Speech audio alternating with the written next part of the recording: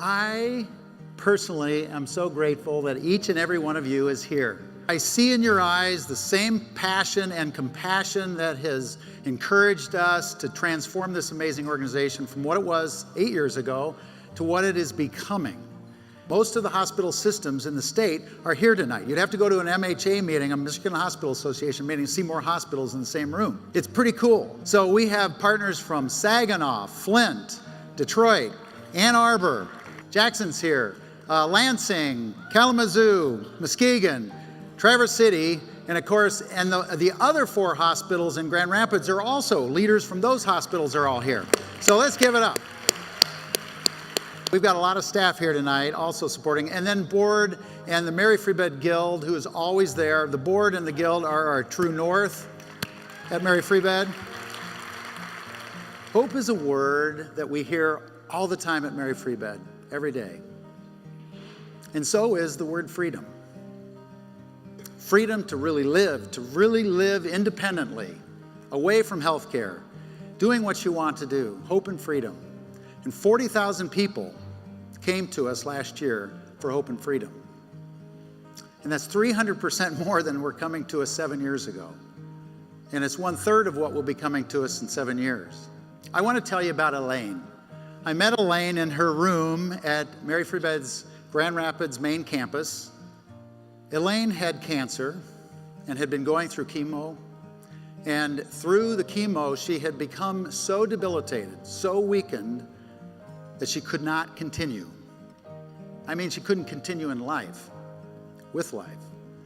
And so she was admitted to Mary Free Bed and as a patient for us to strengthen her, to get her back up to a point where she could do her chemo.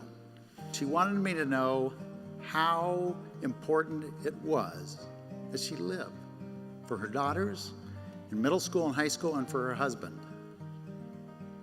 And she also asked me this amazing question. And it's the question that has burned a fire in my gut for the last 8 years as CEO. How do you set a limit? How do you decide when the next person that needs care just won't get it? When do you finally just take a break and say, I'm going to rest? My answer to Elaine was simple. I said, never. Never will we stop doing what we do for people. Never will we stop doing who we do it for. And never will we stop doing it wherever we can do it. Some amazing institutions are here tonight. Some of them I mentioned. And some of them are a lot bigger than Mary Free Bed. And they do amazing things with surgeries and other procedures that Mary Free Bed doesn't do. But Mary Free Bed is small but very mighty. And one of those ways is that you can go across the entire planet, our entire globe, and you won't find a place that has as many subspecialized rehabilitation programs as Mary Free Bed. The most on the entire planet.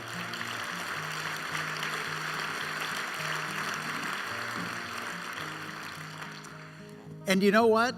We've gotten to a point where 50% of the inpatient rehabilitation care in the state of Michigan is done by Mary Free Bed. 50%. Together with our partners, acute care hospitals around the state. But you know what our patients say? They put Mary Free Bed in the top 25. I don't mean 25%. It's the top 1%. Our inpatients say that our care, or their experience, their satisfaction is in the 99th percentile in the United States. That means out of 2,500 hospitals of every size, shape, kind that Press Ganey is involved with, out of 2,500 hospitals, there are 25 in the upper stratosphere, and one of those is Mary Free Bed. But the holy grail of all these statistics is really this one. And it's done by 2 databases that are national, and they track how much our 1,100 rehabilitation hospitals in the United States, how much function a patient can get while under their care. So when I talk about function, I'm talking about how well I can think and how I can talk and how I can swallow and how I can eat and how I can move every part of my body and how I can balance and how I can walk potentially, or how I deal with my activities of daily living. That's what's measured. And what these databases tell us is that at the very pinnacle of our field of 1,100 rehab hospitals is Mary Free Bed, right up there in the top 5 or 10 in terms of the amount of function that patients get under our care. That's, in my mind, the Holy Grail. And the other thing they found out is that we send more patients home than almost everybody else in the United States. So these are two statistics that just sort of show the kind of, and it's driven by culture, I think, more than anything. 1/3 of the kiddos in the state of Michigan who need rehabilitative care get it from all of the providers in Michigan that provide it other than Mary Free Bed. 1/3, that's about 6,000 kids. The second third get it from Mary Free Bed in the entire state. The third doesn't get it at all.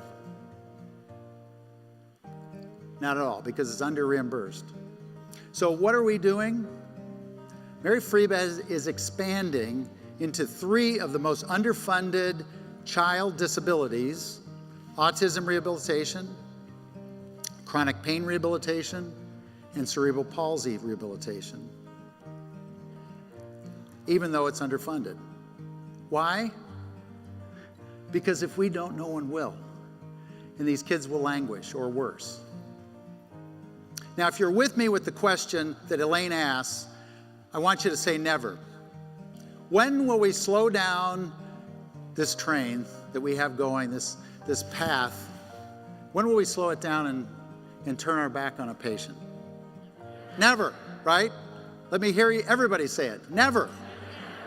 Elaine did make it home, but eventually the cancer got to be too much for her, and she's no longer with us. But I like to think of her here in her lingering question, summoning us on to say never will we limit what this amazing organization can do for people.